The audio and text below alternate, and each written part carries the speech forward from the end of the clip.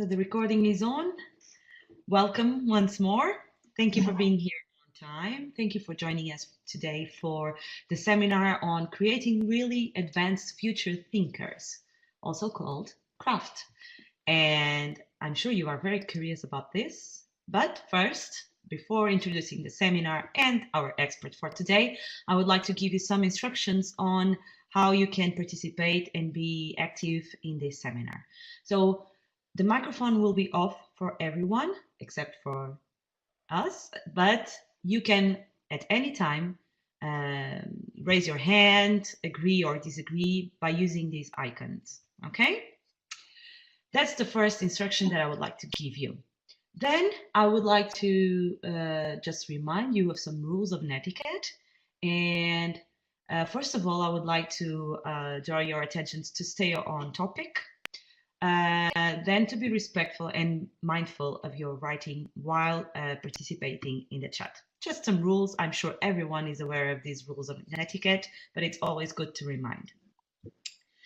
Then, if you have problems with sound, you're probably not listening to us, but if at any time something comes up with a sound, then we recommend strongly the use of headsets. Make sure that these two icons are green. Turn green. Actually, the microphone, it's not necessary. Just the speaker's icon needs to be turned green. And well, and if anything, if nothing works, then you should leave the room and come back again. I'm sure you'll still have your seat. Okay, then I would like to, with no further ado, our expert today. Sorry, Mads, this was the only picture I had from you, so I hope you don't mind. Yes, okay. So our expert is my colleague in eTwinning. He's from the eTwinning National Support from Denmark, but he's also a former teacher. And in the Ministry of Education, besides eTwinning, he's part of the Danish initiative called CRAFT. It's more than an initiative; it's a methodology. That's why we thought it could be very interesting to seminar for you to present this methodology, also because it has strong links with eTwinning. So, but I will leave that aspect to Matt to introduce the initiative and the methodology, and I'll stop sharing my slides right now, and I'll put up his slides. And just bear with me a few minutes. A few seconds, sorry. And I think we are good to go. So, Mads, thank you for being here today, and the floor is yours. Okay, thank you very much for that warm welcome. And I want to thank all of you for being here today, because it's very late for some of you perhaps. And I'm very happy to be able to speak about this very important subject. But before we start, I will just go through the agenda. Well, as I was saying, I was welcoming you all, and we're going to talk about CRAFT. CRAFT stands for Creating Really Advanced Future Thinkers. And actually, the word is a very important itself, and I will get back to that later on.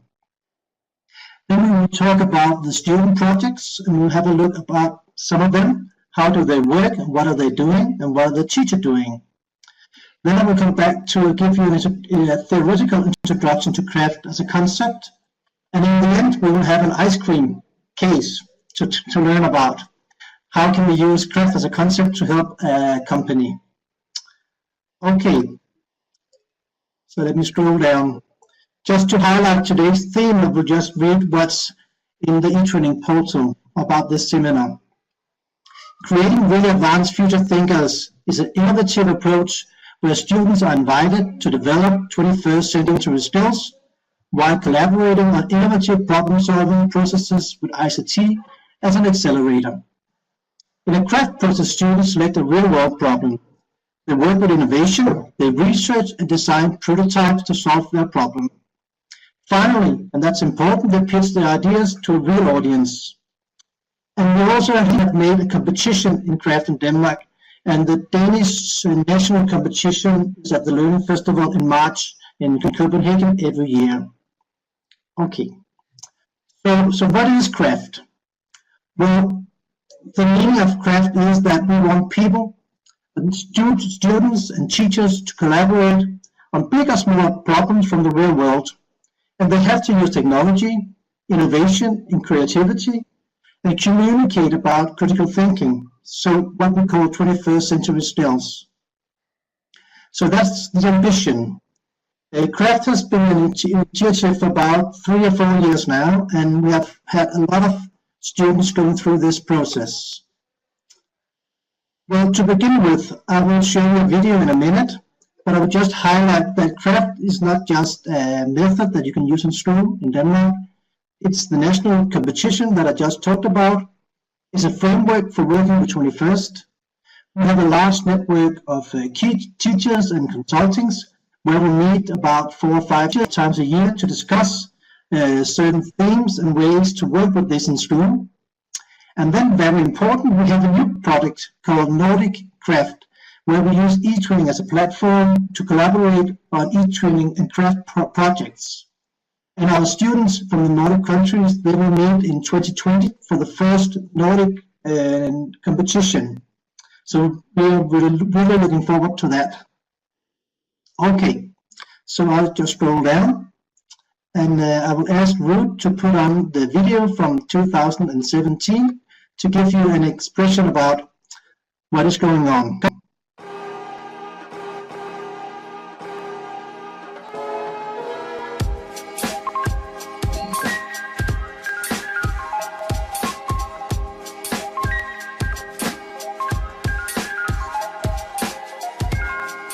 Gather again this year to hold Craft, a student competition right here at Denmark's Learnings Festival.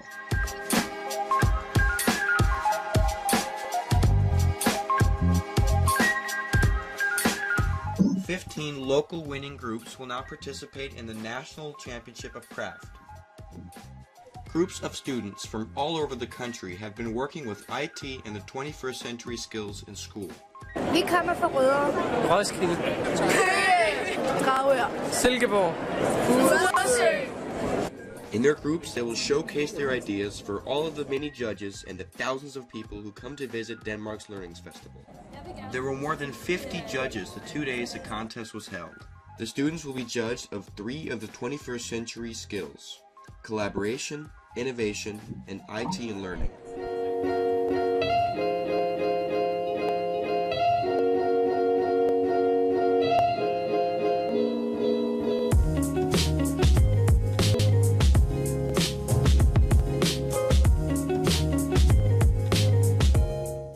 The first round of judging has been put into action. Each group will showcase their idea and explain their work process and how they used IT, collaboration, and other such things.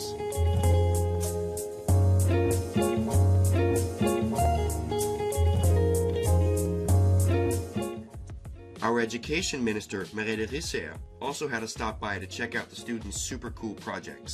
Så hvad har I lavet? Vi har lavet en app, der hedder Bivenner, som handler om at møde nye mennesker med andre interesser. Når man åbner den til det første, man ser det ligesom en QR-kode. Når du scanner den, så kommer du ind på selve menus hjemmeside, ligesom til alle deres opskrifter, så man kan følge dem. Vi har lavet et cover, som hedder My Power, og det cover kan overføres om fra sin telefon til en anden vens telefon, hvis han har det samme cover. Og det gør man ved, at man holder dem tæt på hinanden og tænder for en kontakt på cover. Så vi har lavet en cykelsædvarmer, som kører på induktion. Der er 3 kobbertråde. Altså heromme kan du justere, hvor mange af de her kobbertråde, der skal være tændt. Og så kan du også, så der er S, H, H. Så S, det betyder, at du kan justere ned i sædet. Og H, det betyder, at du kan justere ned i håndtaget. Vi skal samarbejde ved at lave en blog. Ham der er egentlig bare vores samarbejde i en video, så at man kan vise, hvordan vi har samarbejdet igennem hele det her projekt. Hvordan har I samarbejdet? Hvordan synes I selv, det er gået? Vores samarbejde har været super godt. Vi har været rigtig gode til at sådan komme med forskellige idéer og ligesom lave det til rigtig godt. Så ja, vi er kommet med et rigtig godt resultat. All of the 15 student teams have now showcased their innovative ideas for all of the judges. The only thing left to do now is pick the winners of Craft 2017. Nu er vi kommet til enden i vores elevkonkurrence, vores craft-konkurrence, hvor vi kårer det bedste til at samarbejde, den bedste til at lave innovation, og så kårer vi en Danmarksmester i digitale skills, altså dem, der har lavet det fedeste IT-projekt. Og vinderen er... Det var Rødovre Cykelcenter.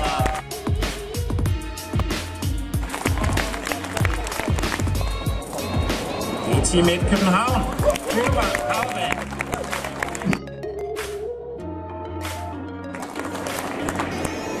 Team 5 Kickback.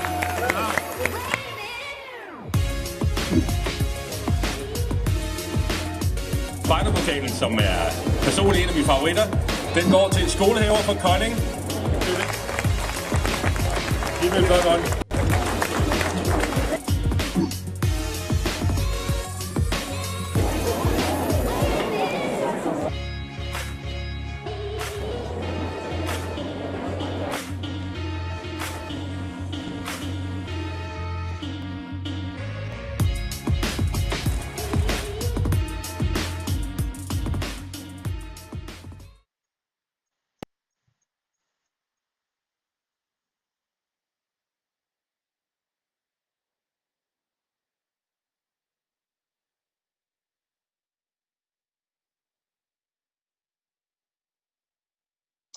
Okay, everybody.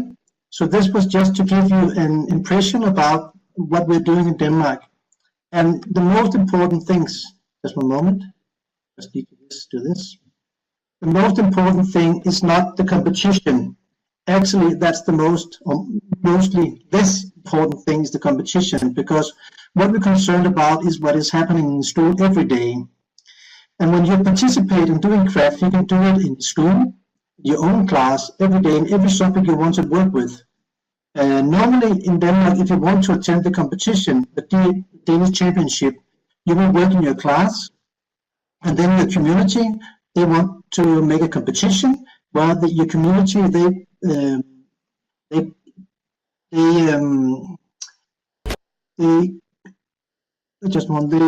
participate in the competition, and they find out who's the best in that competition, and they will send their winners to the championship. But so you can do it locally, you can do it in your community, and you can do it as a championship. But what is it all about? Why are we doing this? And we have this great picture here that I will leave for just 1 minute to have you think about this little cute boy here. So how do we see children? How do we see students? Like this little boy, is it someone that we want to help all the time? Or do we see a lot of potential? I guess you have all seen children like this during winter, or someone is just being sad and we want to help them. I just go to the next slide because I want to show you another of some young Danes at vocational school. Actually, these young ones, they were concerned about people cutting themselves. So they invented a bracelet to prevent cutting. And of course, there's a lot of difference between the little boy and the young ones. But our point of view is that we have to see the potential of kids and have them to take them seriously and their ideas to be taken seriously.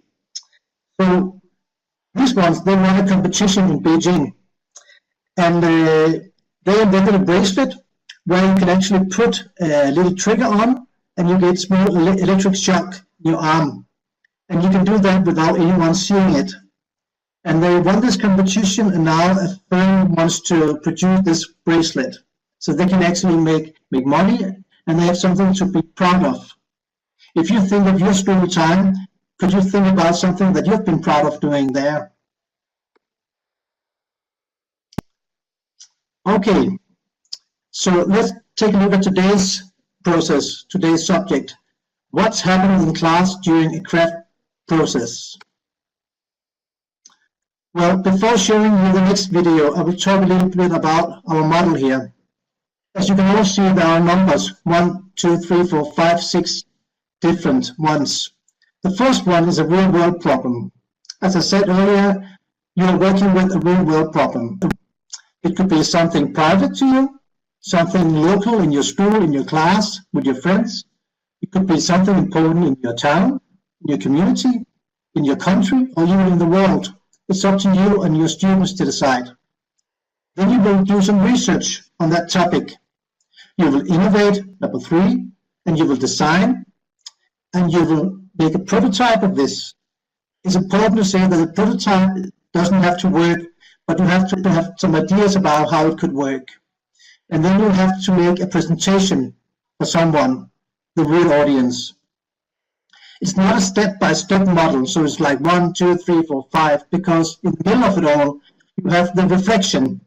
So, for instance, if you find a good problem and you research on it and you start to innovate, you might find out that you do not know enough about this, so you have to go back and do some more research. And another example, if you do your presentation for someone, you're giving feedback. So you have to change something. So the model is something that you can use to think about different processes in the process. Okay? And will you put on, please, the video?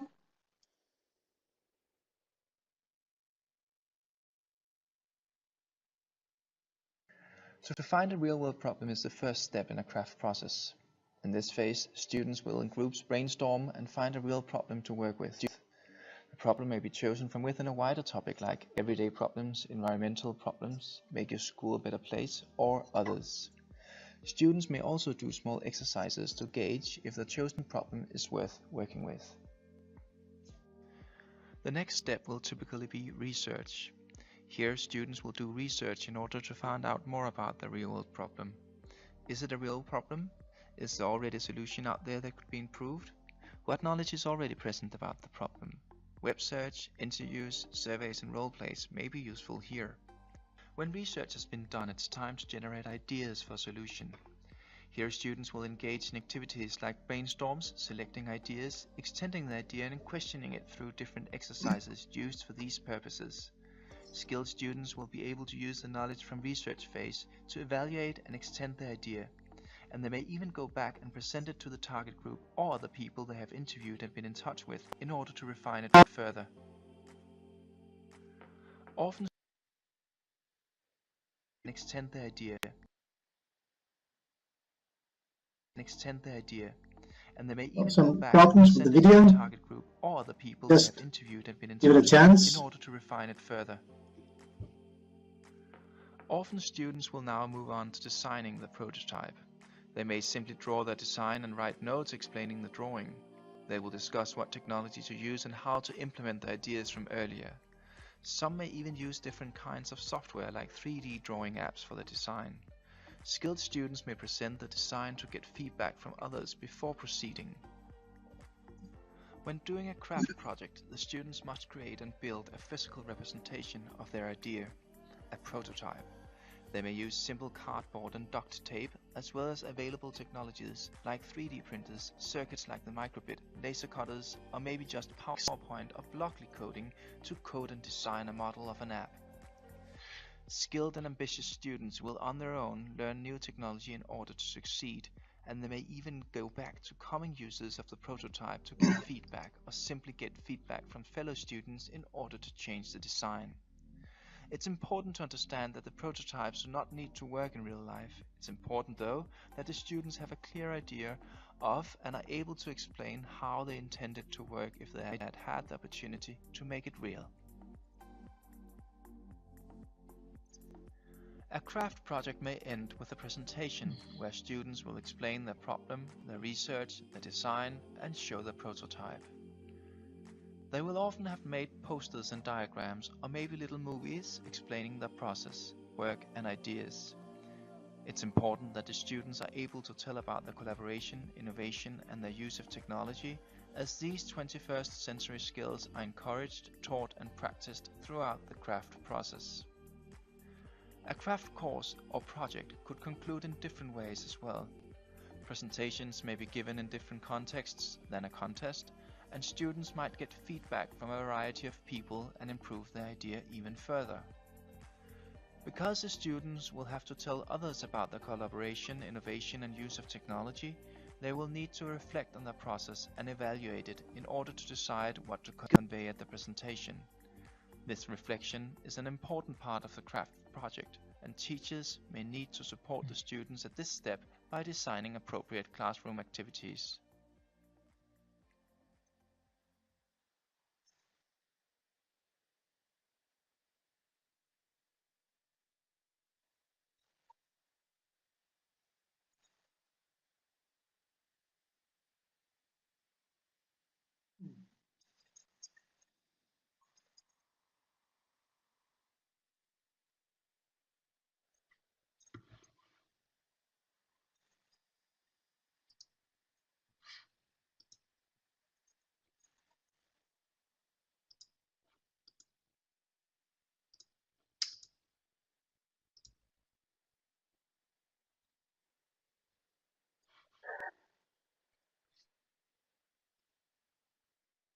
Okay, did you finish the video, Ruth?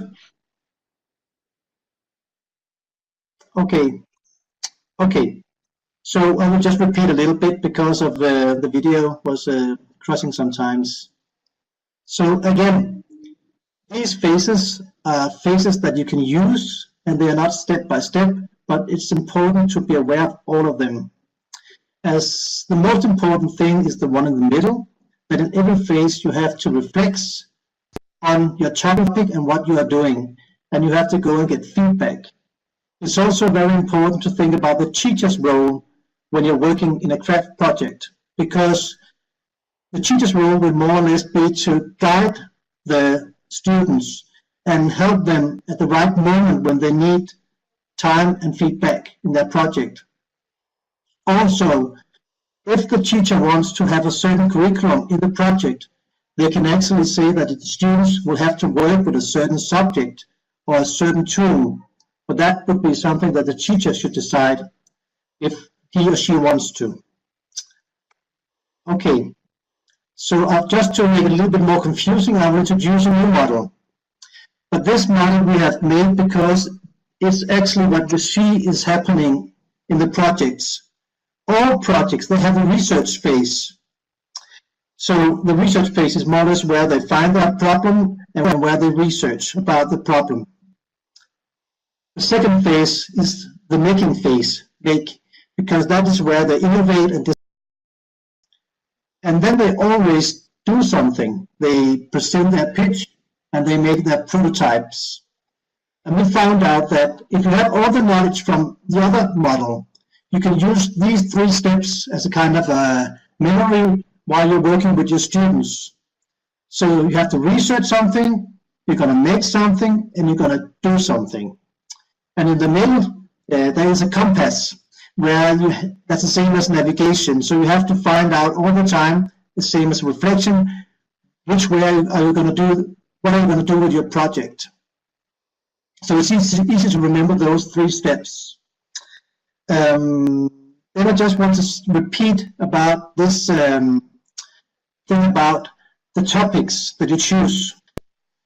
When we choose topics in craft, it's often the children that chooses the topics.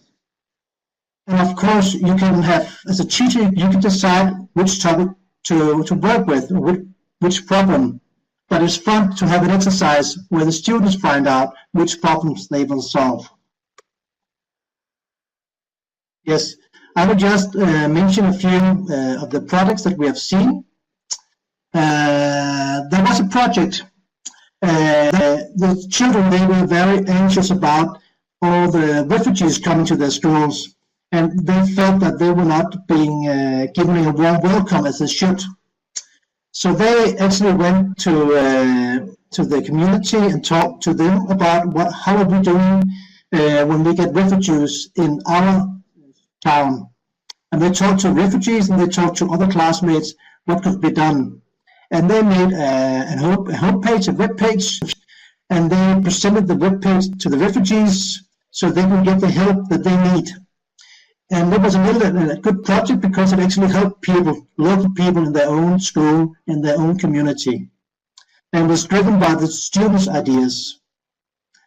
Another project was about waste of clothes in your class, about recycling clothes. Another one was about young people. They fight social anxiety. So how could you help someone who doesn't feel very well. Another case could be something about your learning space. In Denmark, we have a lot of issues about the mobile phone. You probably as well, about the mobile phone is disrupting the school.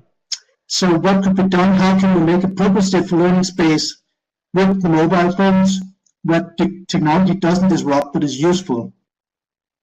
Another one was, how can you take advantage of the outdoor areas in your school in a meaningful way to affect concentration and socializing and learning? So this is just to highlight that the problems that you work with could be all kinds of problems. It could also be like big problems like the UN global goals. You might have worked with them, I guess, anyway. So perhaps you can just make a little twist in your teaching, inspired by the craft processes, and use some of these subjects in your school. We have had an eTwinning craft project about pollution in the sea, and a Norwegian and a Finnish and a Danish student, I believe, they were working together solving this problem. Yeah. Okay, but finding a good real-world problem, you have to think about some different cases. Is it a problem for many or few people? Is it a problem that many people will recognize?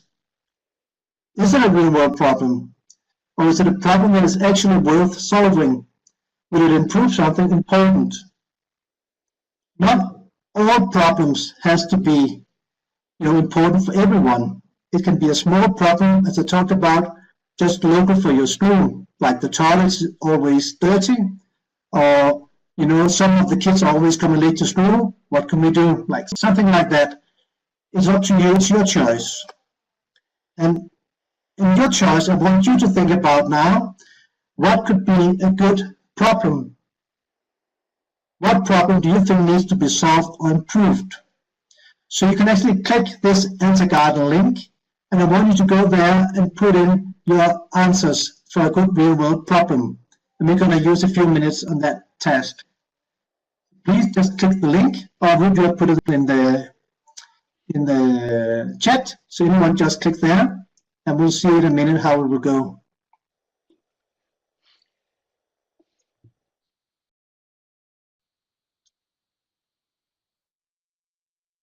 So what do you think needs to be solved or improved?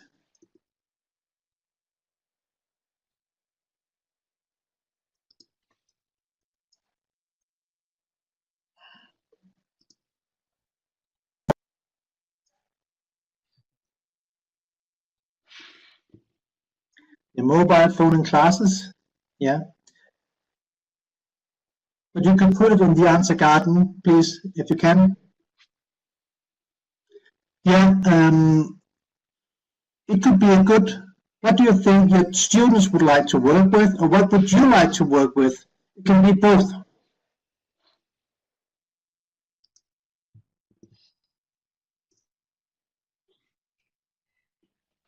Mads, somebody else was asking Too many before, students. how many students do you have in each classroom in Denmark? Maybe you can answer the question. Yes. Denmark. Yes. Well, in Denmark, we have about 24 students in one class. Some have 28, some have about 20, but about 24, 25 in each class for one teacher is normal in Denmark. Yeah. For instance, in my own children's classes, they are 26 and 27 also. So it depends. Yeah. Yeah, Greece, Would you like me to 27. share the results of the answer garden now, Matt? Yeah. Okay, so let's try to share. Yes, please, if you can, Ruud. Just a second. So let's see.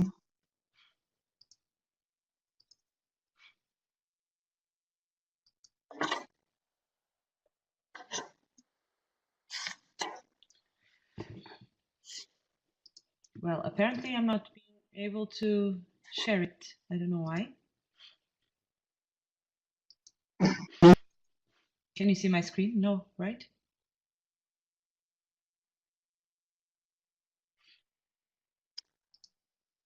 It just says share my screen, number 8. But if not, perhaps you can just read some of them, just so anyone can know, and we can share the link later on for everyone.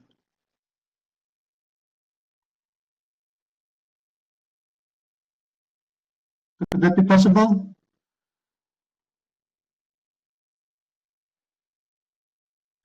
Yeah.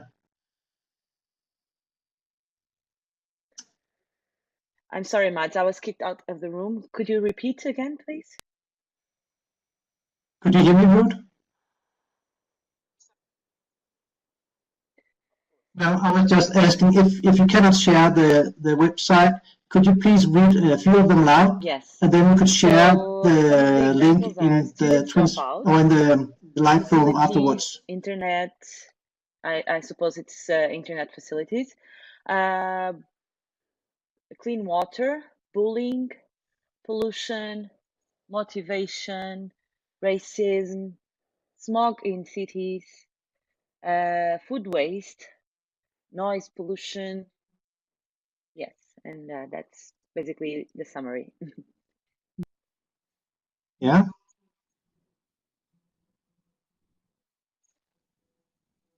Yeah.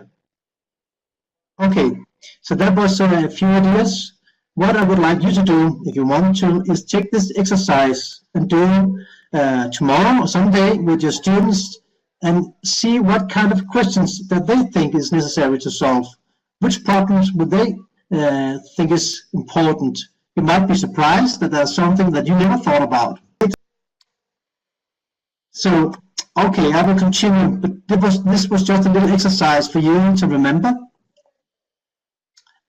So I would just go now into one project a little bit deeper. And I want to give you examples of how they work. And after that, I will go deeper into the theoretical ways of give feedback and evaluate the students' projects. Okay, but this project is from 2017, and it's called a DynoBank, an example.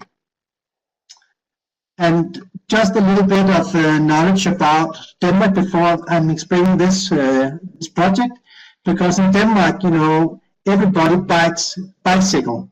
I have, for instance, 3 or 4 bikes myself. I bike on my way to the train. Nearly all students, they bike on the way to their schools. And if you go to any town, you will see bikes all over. So, and these young ones, they also bike at school, but they had this big problem that, I guess you know it, you know, their mobile phone, it runs out of power. So why not use the time on the bike to recharge your phone? So they want to make a Dynamo on their bike to recharge the power bank where they could put in their mobile phone. And just hang on, you see. So what have the students been doing? First of all, they talked, before they even started the project, they talked to their fellow students about this problem. And everybody knows that the mobile phone runs out of power, so that was a really private problem for them, and it was a problem for the rest of the schools, and probably for many, many people all over the world. And for those who bikes, they had a solution for them. So they found out, they made 4 different prototypes. You can see the pictures up here with 4 different ones. So the first one they started with, and they discussed and showed this prototype, the brown one, to some colleagues and some fellow students. And they made 4 different prototypes. As you can see, they improved the prototype, so it was getting smaller and smaller, and even better to put on your bike. Then they went to visit something called a hackerspace in Copenhagen to learn about power. So you have something about your curriculum there, and they learned how to create a power regulator they could put on the Dynamo. Then they made different prototypes of it. They used a 3D printer to print it, and they had QR codes to the one in the picture in the middle. They made a QR code to promote their project. And then they had their logo. And very important is, during the project, all the time they got feedback from the teacher. As you can see in the corner there, the teacher, they're explaining the project to the teacher, so the teacher can give feedback to the students. And then they present the ideas to a real audience, and they tried it on the bikes and so on. And then they participated in the Danish Learning Festival as well, also with the Danish Championship, and they actually won a prize. Of course, not all projects is like this. Some projects, they don't use ICT at all. They use just, you know, pen and papers to explain what they're doing. But this is a really, really good project to show that there will be some parts of curriculum in it as well. And you can go outside of school talking to companies about your product. That's very important. Then we have something called open school, where the school and the teachers and students should go outside of school and collaborate with companies. Yeah, sometimes we have a company, they are actually asking students to solve a problem for them. And I'm going to show you that an example for that in the end of the show today here. Okay, but when we ask the teachers here that were teaching the students, we asked them about, okay, we have these criteria about innovation, collaboration, and ICT, and how did they go? And they said the students were strong in the innovation process. They tried to find the solution to their real-world problem, as you've seen on the pictures. And collaborating, how did the students collaborate? The students collaborated wonderfully through the process and were good at delegating tasks for each other and doing what they were best at. I'm getting back to that one in a minute. And in ICT, they used digital technologies to create different prototypes and many variants until they hit the right one. And in addition, they were capable of making movies and presentations for the product. And then the last thing I said, the group sought knowledge outside the school. Among other things, they visited an association of engineers to learn about how to convert from AC to DC. So here, there's a lot of hidden stuff inside this product. Okay, so just a little break here, because now you learned about some project you have been working with. You have seen a small video about the different steps, the theory that you can use when you go through the craft process. You have seen something about the Danish Championship. So right now I want to talk a little bit about what you can do as a teacher when you're giving feedback to your students and you evaluate the products. So, and some of you might know it, but in the craft concept, we are very inspired by the 21st learning design made by Microsoft. And if you don't know the framework they have been made, I recommend that you should go to the webpage and have a deeper look into it, because today I will just briefly mention a few of the things they've been doing. On the left side in the screen, we have collaboration, use of ICT, knowledge construction, real-world problem solving, self-regulation, and strong communication. They are all very, very important. But in the craft, we're mostly concerned about collaboration, the use of ICT, and the innovation, the real-world problem solving. So I will go a bit deeper into some of them right now.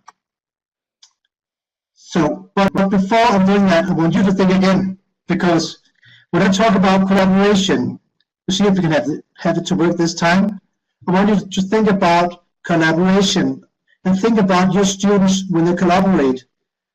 What are they actually doing? What do you think this collaboration is? Could you please go to ninja.com, use the code 811511, and type in your answer to that. What is collaboration? And Ruth has pasted in the URL in the chat form again. I'll try again. Yes, just give me a second. Okay, and Ruth, please inform me if it's going well this time. I'm sorry, Matt, still not working. But I can share the results. The results can be seen here, and you have the URL on the chat. Okay, so we did. It's all right. Yes. So far we have communication, Yeah. working together. Okay, and Ruben, if you just want to read out a few of them so I can respond on them. See if something more comes up.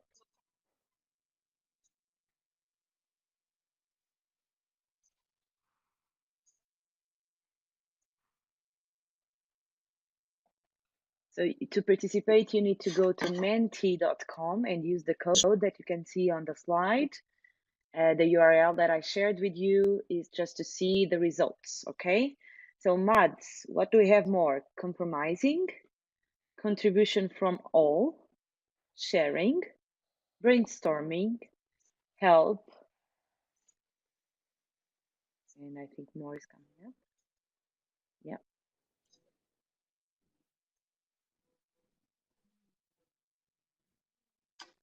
Okay. Great. Okay. So brainstorming and contribution and all, yeah, it's a good words, good words for this one. But ideas. Please have in mind what you say, Ruth. Yeah.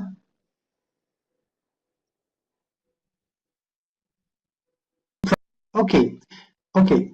So when I go to the next slide and explain about the ITL research definition of collaboration, please think about what you just wrote and compare it to this rubric.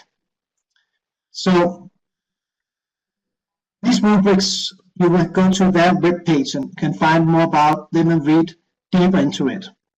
But I will just tell you about how we use these rubrics in craft as a background knowledge for evaluation projects.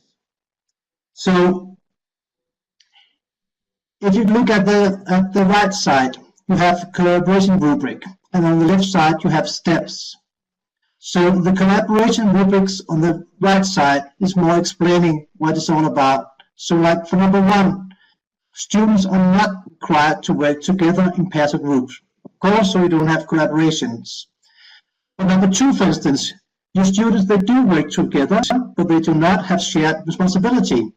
So for instance, hey, Mia, you're just doing that, and I will do this. It's not collaborating. And so the third one, students do have shared responsibility, but they are not required to make substantive decisions together. See, so they use these rubrics to make you aware of how your students collaborate. And if you go to number 4, you can say that they do have shared responsibility, they do make substantive decisions together, and they create a product, but their work is not interdependent. And then number 5 is all of the above, but their work is interdependent. So you cannot just say that you collaborate using this rubric if you just share your work and doing all different kinds of stuff, and in the end we just put it all together. If you look on the left side, it's more like a rubric you can use in your daily work, because they have those numbers. So you get number 1, 2, 3, 4, 5 category. For instance, let me see, students' work is independent and all the other criteria are fulfilled, they will have a number 5. If not, they will be at a lower level. I hope this makes sense for you. Let me see. Yeah. If we talk about ICT for learning, this is the last one I want to talk about. Why are we using ICT in our learning process? Is it just because that we want to, or is it actually necessary to use ICT for the purpose that we want to achieve? Let's have a look again at number on the right side. Students do not have the opportunity to use ICT, so it's a 0 or 1, of course. Number 2, students use ICT to learn about the practice and basic skills and reproduce information. So reproduce is the keyword there. And number 3, the students use ICT to support knowledge construction. So the subject that you want to learn about, the use of ICT is actually supporting that knowledge. Number 4, students use ICT to support knowledge construction, and the ICT is required for constructing this knowledge. but students are not, you can see, not creating an ICT product, of course. And then number 5, they do all of the above, but they could use a product. Okay, so this is a little bit heavy theoretical stuff, but a task I would like to ask you to do, not now, but in school, is that you show these rubrics to your students, and you ask them, whoa, what is all this about? How do you understand this? Like, when we collaborate, what is this about? And you can be inspired by the ITL research theory and their rubrics, and you want the students and yourself to make your own. So this slide, for instance, is a school in Denmark that last year made this exercise. It's in Danish, so I will just translate it. So to use ICT is the one on the left side. It says we don't use ICT. The first one, just very small. Can you make it larger, Ruth? Is that possible? This is very small to look at, or can I do that? Okay, yeah, I will do that. This, yeah, yes. Okay, so you can see here, we do not use ICT. We use ICT for training. We use ICT for learning something new. We cannot learn this without using ICT, and we are using ICT to make a product. Yeah, so this is the students' words that have been written in here, and it's on their blackboard in school, so they always can look at it. So this process is very important, because when you do feedback in the craft projects, the students, they also know what you're talking about, and that's actually very, very important. And of course, the same thing about collaboration and the criteria that you want to work with. Yeah, and let me just scroll down a little bit. This is the scoreboard that we used in the competition, and I just brought it here so you can use it if you want to. So when you should talk about a project together with fellow teachers, you would just put numbers. So use of ICT, you will interview your group and ask them, how have you been using ICT? For what purpose? Could it have been done without using ICT? And so on and so on. And you will give it numbers, and then you can sum up the numbers, the total numbers they have received, and use this for kind of a character for the group. Yeah. And during the evaluation, I just go down here. During the evaluation, in the championship, we have a lot of judges, about 50 judges. And we're doing this because, in our opinion, the PD, the professional development, is happening when you're discussing the student's project together with fellow teachers. Do you, for instance, agree on these criteria? Do you think that is a good collaboration? Do you think that they have been using ICT in a wise way, and so on and so on? And we see that not all teachers agree on the same things. So it's a very, very good task to do, to discuss pedagogical things in school. So, okay, so now I just want to sum up again. So when doing a project, the students, they research, they make, and they do something. And the last thing I want to talk about today is the do phase here, because when the people present, they do their pitch, I will just highlight a few things that is important to remember. So, a pitch, you know, when the students explain about their projects in a short time, what a great idea it is. Yeah. So, of course, they will rehearse their pitch many times, and the good advice will be like, please present your solutions. Do you have more than one solution? And can you explain your steps? Like, for instance, the prototypes of the demo bank, they showed 4 different prototypes, and they could explain the differences between all of them. Show them, if you can, how you have been collaborating. Which roles have you had in projects? Have you had conflicts? How did you solve the conflicts? How have you used ICT? How has your innovation process been? And what have you improved? What have you learned during the process? And of course, be confident, look people in the eyes, and use your hands to explain. As teachers, you know all this, but it's just important to tell and talk with the students about this part of the process as well. Okay, I can see time is running also. So I will just talk to you about the ice cream case. So we have actually done this exercise a few times, also together with some eTwinning ambassadors and together with some colleagues in the ministry and in some communities.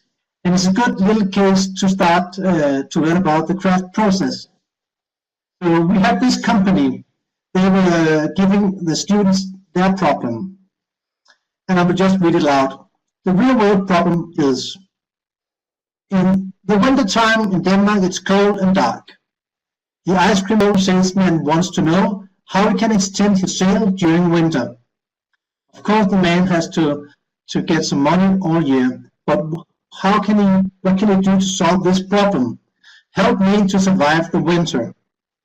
Okay? So probably in the southern part of Europe, you eat ice cream all year round, but in Denmark, it's a summer thing, only happening in the summer. So how can the ice cream dealer improve his sale during winter? Okay? See, and we might have the same problem again, but I want you to go to the answer garden and put your thoughts. It's okay to think for a few minutes. Normally you will have a lot of time for this, but just to get your process started for an idea. So brainstorm in the answer garden with your ideas. How can you sell ice cream in the winter in Denmark? Or perhaps not only in Denmark, that's your choice. Okay, so I will let you think for a while and come back to you.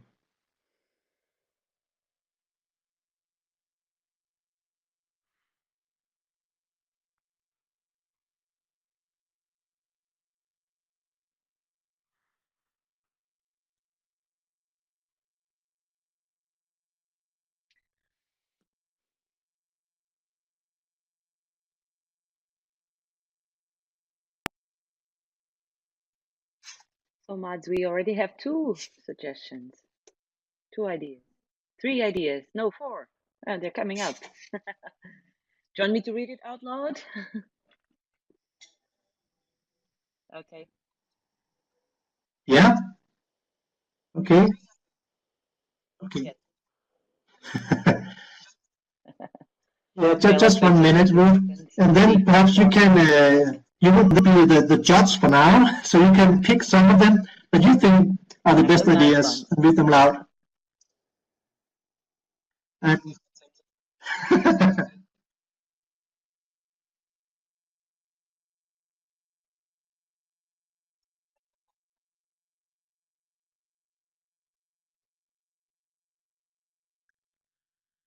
Okay, can I read a few?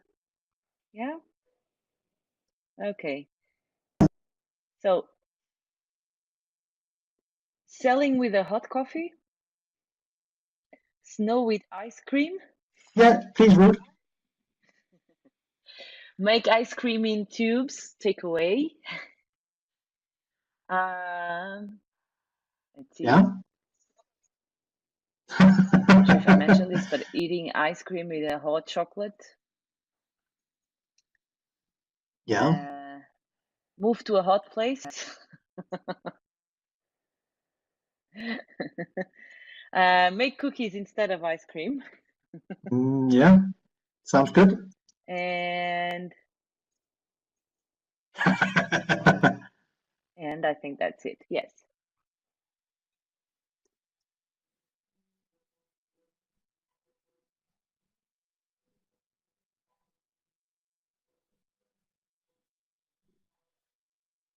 Okay. Okay, but thank you to all of you about this little task here.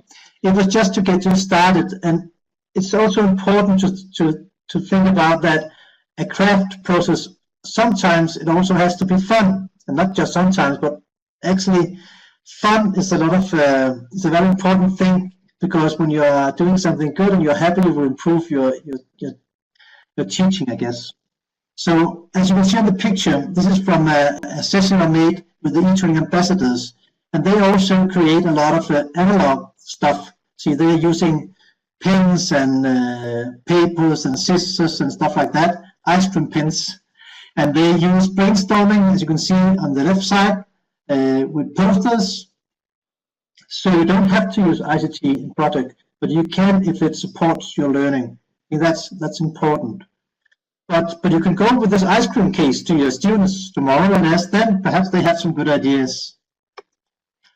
Okay. So, yeah.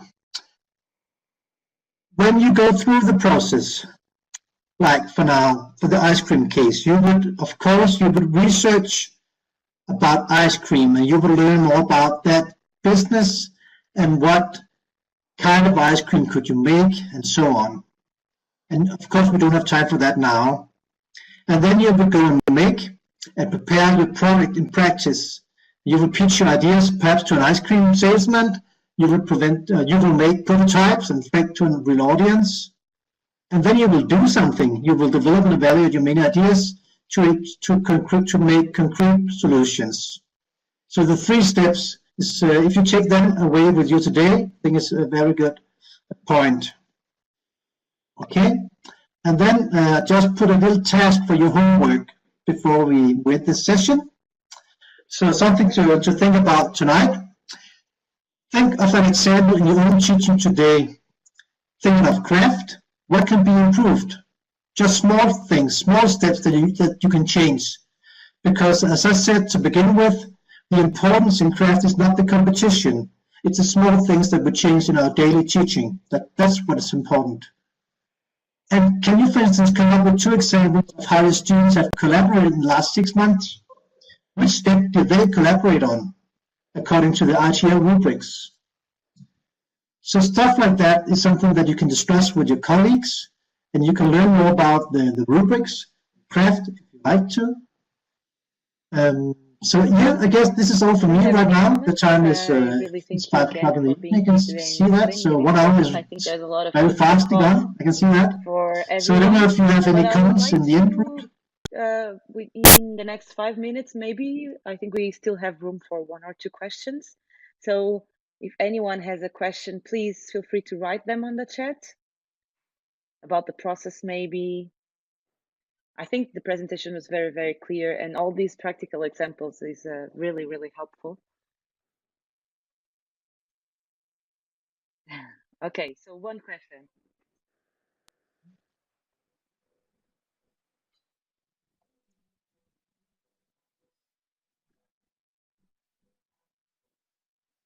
Yeah, can students sell their products and ideas? Yeah, that's a really, really good question.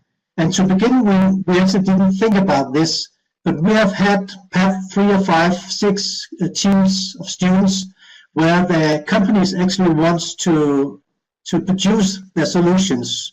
And I cannot say yes or no to this, yes, because it's something that they are dealing with local in the community. But it's a positive problem, I think. But you will have to go to your own school, to your own community, and to solve this problem at your school. Yeah. It would be very local, you know. In Norway, for instance, I know they get a lot of money to do this in the gymnasium, vocational schools.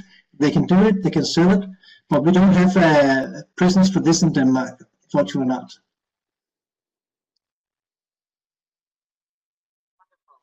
So while we wait for 1 or 2 more questions, I would Great like food to for inform you thoughts. that everything is already Thanks a lot. shared on eTwinning Live, so you can find the slides, you can find actually the scoreboard. I'm not sure if you want to talk about the scoreboard, Mads.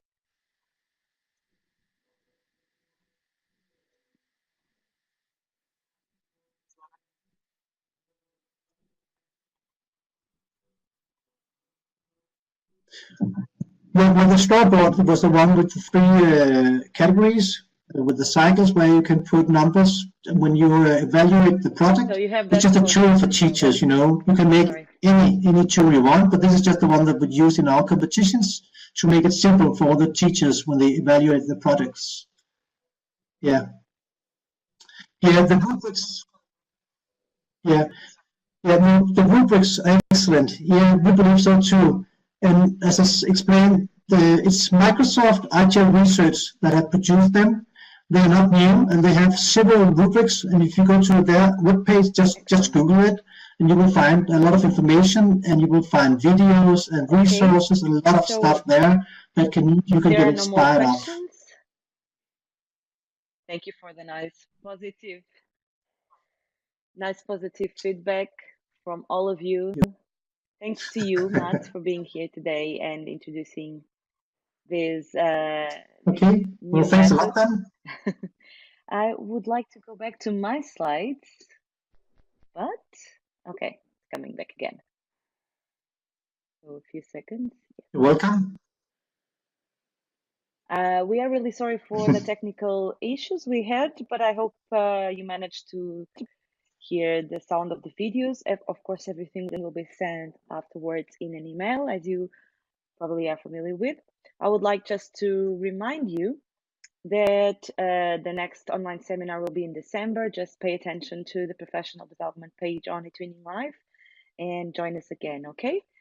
Thank you again once more, Mats, for being